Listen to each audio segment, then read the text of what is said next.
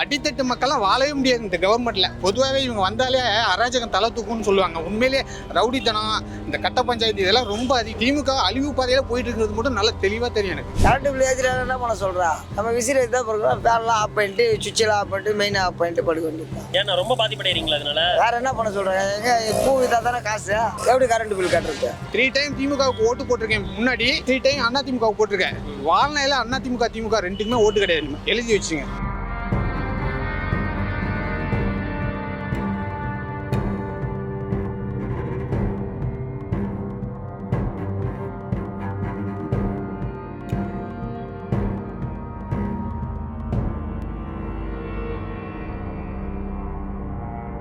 பேசு தமிழா பேசு குழுமத்தின் ஆன்மீக படைப்பு திருவருள் டிவி புது பொலிவுடன் டிஸ்கிரிப்ஷன்ல லிங்க் கொடுக்கப்பட்டிருக்கு. கிளிக் பண்ணி சப்ஸ்கிரைப் பண்ணுங்க. சார், கரண்ட் பில் ஏத்திருக்காங்களோ, அதை பத்தி உங்களுடைய கருத்து என்ன? கண்டிக்கத்தக்கது. ஹை லெவல்ல இருக்கிறவங்க தப்பிச்சிருவாங்க. நடுத்தர மக்களும் ஏழை மக்களும் இதனால அதிகம் பாதிக்கப்படுவாங்க. ஆட்சிக்கு வரும்போது என்ன சொன்னாங்க, மாசம் ரீடிங் எடுப்போம் அப்படின்னாங்க. இன்னி வரைக்கும் அதை அப்ளை பண்ணவே இல்லை. 2 months ஒன்ஸ் தான் இன்னும் எடுத்துட்டு இருக்காங்க. 600 யூனிட்டுக்கு மேல போனா ஒரு யூனிட்டுக்கு 7 ரூபா. வீட்டுக்காரங்க வந்து வேற வழி இல்லாம யூனிட்டுக்கு உண்டான ரேட் ஏத்துறாங்க. அப்ப வாடகைக்காரங்களுக்கு கஷ்டமா இருக்கு. உண்மையிலேயே ரொம்ப வருத்தமா இருக்குங்க. நான் வந்து ஒரு வாடகை ரெண்ட் வீட்டில் இருக்கேன். எனக்கு ஆக்சுவலா வந்து நான் வாடகை 4500 கட்டுறேன். அப்பயே எனக்கு 2 மாசத்துக்கு 1200 வந்துச்சு. இப்போ இவங்க எக்ஸஸ் பண்ணியிருக்காங்க. கிட்டத்தட்ட ஒரு 2000 ரூபாய் கிட்ட வரும்.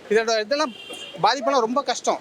அடித்தட்டு மக்கள்லாம் வாழவே முடியாது இந்த கவர்மெண்ட்ல. பொதுவாகவே இவங்க வந்தாலே அராஜகம் தலை தூக்கும்னு சொல்லுவாங்க. உண்மையிலேயே ரவுடித்தனம், இந்த கட்ட பஞ்சாயத்து இதெல்லாம் ரொம்ப அதிகம். திமுக அழிவு பாதையில போயிட்டு இருக்கிறது மட்டும் நல்லா தெளிவா தெரியும் எனக்கு. ஜனங்க ரொம்ப கஷ்டப்படும் சார். அதுவும் இப்பதான் ஏற்றி முடிச்சது, திருப்பி ஏற்றுறாங்க. ரொம்ப ஜனங்க கஷ்டப்படும். வாடகை ஏறிடும். ரெண்டல்ல இருக்கிறவங்களாம் கஷ்டப்படுவான். அதாவது இவங்க நினைச்சுட்டு இருக்காங்க எலக்ட்ரிசிட்டி மாத்திரம் பாதிக்கப்படும். கட்டுறத ஓனருங்க அப்படி பண்ண மாட்டாங்க. எலக்ட்ரிசிட்டியை வச்சுட்டு பாக்கியும் ஏற்றுவாங்க. நீங்க நினைக்கிற மாதிரி 100க்கு ஃப்ரீ, 200க்கு 20 பைசா தான், அந்த கணக்கு வராது. அதனால நிறைய டெக்னிக்கல் ஃப்ளா இருக்கு. பட் டெஃபினட்டா இதை கன்சிடர் பண்ணணும். இதனால ஓட் பேங்க் டெஃபினட்டா அடி வாங்கும். கரண்ட் பில் ஏற்றினா என்ன பண்ண சொல்றா? நம்ம விசிறி தான் போகிறோம், ஃபேன்லாம் ஆஃப் பண்ணிட்டு சுவிட்செல்லாம் ஆஃப் பண்ணிட்டு மெயின் ஆஃப் பண்ணிட்டு படுக்க வேண்டியது. ஏன்னா ரொம்ப பாதிப்படைறீங்களா அதனால? வேற என்ன பண்ண சொல்றேன்? எங்க பூ வித்தா தானே காசு, எப்படி கரண்ட் பில் கட்டுறது? மத்திய கவர்மெண்ட் வந்து ஏன் வந்து கரண்ட் வந்து நீங்க இது பண்றீங்க? நெய்வேலில இருந்து கரண்ட் கொடுக்குது, தூத்துக்குடியில இருந்து எல்லா இடத்துல இருந்து கரண்ட் போயிட்டு இருக்கு. கரண்ட் பில்ல ஏன் ஏத்துறீங்க?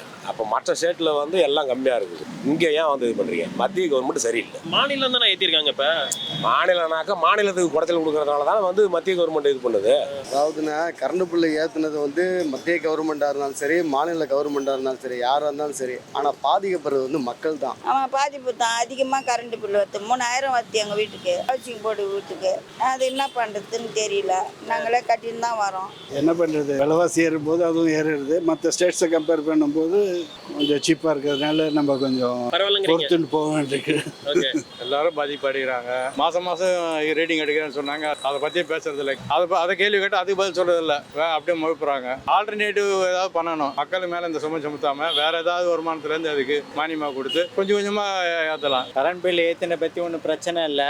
முள்ள ஏற்றலாம். பட் ஒரே எதிரே ஏற்றிட்டு எப்போ பாரு எடப்பாடிச்சா அந்த கவர்மெண்ட் இந்த கவர்மெண்ட், நீ என்ன பண்ணுற அதை செய்யணும். அதை விட்டு அவங்க பண்ணாங்க இவங்க பண்ணான்னு, இதனால ஒரு கெட்ட பேர் தான் டிஎம்கே. இப்போ இவங்க என்ன சொல்றாங்க, மற்ற ஸ்டேட்ல எல்லாம் பாருங்க, மற்ற ஸ்டேட்ல அதிகமா இருக்கு கரண்ட் பில் விலை, இங்க மட்டும் குறைவா இருக்குங்கிறாங்க. மற்ற ஸ்டேட்ல சாராயமே கிடையாது. ரொம்ப இங்க ரோட்ல போற வரவங்களாம் சாராயம் குடிக்கிறதோட இல்ல, யாரை பார்த்தாலும் கஞ்சா அடிச்சுட்டு வர மாதிரி இருக்கு. நீங்க பாட்டுக்கு இஷ்டத்துக்கு இலவசம் கொடுத்துட்டு ஆர்டினரியா இருக்கிற பீப்புள் எல்லாம் சஃபர் ஆகிற மாதிரி பண்ணா ஜனங்க ஒத்துக்காது. சார் எத்தனை டைம் ஒரு டைம் ஏற்றலாம்? எவ்வரி இயர் எத்தனை எப்படி சார்? 3 டைம் திமுகவுக்கு ஓட்டு போட்டிருக்கேன். முன்னாடி 3 டைம் அண்ணா திமுகவுக்கு போட்டிருக்கேன். வாழ்நாயில அண்ணா திமுக ரெண்டுக்குமே ஓட்டு கிடையாது. எழுதி வச்சுங்க. எல்லாமே அதிகமாக இங்கே தான் இருக்கு. விலைவாசி அதிகமா இருக்கானா? ஆமா, ஒரு ரூபாய் 40 ரூபான்றாங்க. அங்கே மார்க்கெட்ல பூவே வர மாட்டேங்குது. 40 ரூபா வாங்குறாங்களா? ஒன்றுத்துக்கும் இதே காரணம் தான் ஏதாவது சொல்லிகிட்டே இருப்பாங்க. பஸ் ஃபேர் லேடிஸ்க்கு குறைச்சாங்க, அதை காம்பன்சேட் பண்ணுறதுக்கு இதெல்லாம் இப்படி எல்லாம் ஏற்றுறாங்க. மின் கட்டண உயர்வு என்பது என்னதுன்னா ரொம்ப ஏழை மக்களையும் குடுத்தனம் வாடகைக்கு இருக்கிறவங்களையும் பாதிக்க போன ஒரு விஷயம். இதெல்லாம் ரோடு கீடெல்லாம் மற்ற ஸ்டேட்டை பாரு, ஏன் பார்க்க மாட்டேங்கிற? நாங்கள் கம்மியாக தானே கொடுக்குறோம், எல்லாமே இலவசமாக கொடுக்குறோம் அப்படின்றாங்க. கரண்ட் பில் குறைச்சா எங்களுக்கு தான் நல்லது. எங்கே குறைக்கிறாங்க? மற்ற ஸ்டேட் கம்பேர் பண்ணி தப்பிச்சுக்கிறதுக்கு ஒரு பதில் தான் அது. இப்போ பெண்களுக்கு 1000 ரூபாய் கொடுக்குறாங்க, பெண்களுக்கு ஃப்ரீ பஸ் எல்லாம் கொடுக்குறாங்க இல்லையா? அந்த பெண்களே இந்த 1000 ரூபாய் வந்தா விட இந்த எலக்ட்ரிசிட்டி எல்லாம் போச்சுன்னா பாதி ஆம்பளைங்க குடிச்சிட்டு வருது, பொம்பளைங்க வேலை பார்த்து தான் பணம் கட்டுறாங்க. அவங்களுக்கு ஃப்ரீயாக விட்றாங்க பஸ்ஸு, அவங்களும் சம்பாதிக்கிறாங்க, நாங்களும் தான் சம்பாதிக்கிறோம். நாங்கள் மட்டும் டிக்கெட் எது அவங்க சீட்டில் அவங்க உட்கார மாட்டுறாங்க, எங்கள் சீட்டில் வந்து உட்காந்துக்கிறாங்க. நாங்கள் நின்று வரத்தாக்குது. நாங்கள் டிக்கெட்டு துட்டு கொடுத்து ஏற்றுட்டு எங்களுக்கும் கிடையிலையே. உங்களுக்கு கிடைக்கல. எங்களுக்கு கிடைக்கும். அதான் நம்மள்ட்ட கொள்ள அடிச்சு அது கொடுக்குறோம். அதை குறைச்சிட்டு தான் இதில் ஏற்றுறாங்க. அது கரண்ட் பில்லு கட்ட முடியல, ஆனால் அதிகமாக தான் வருது.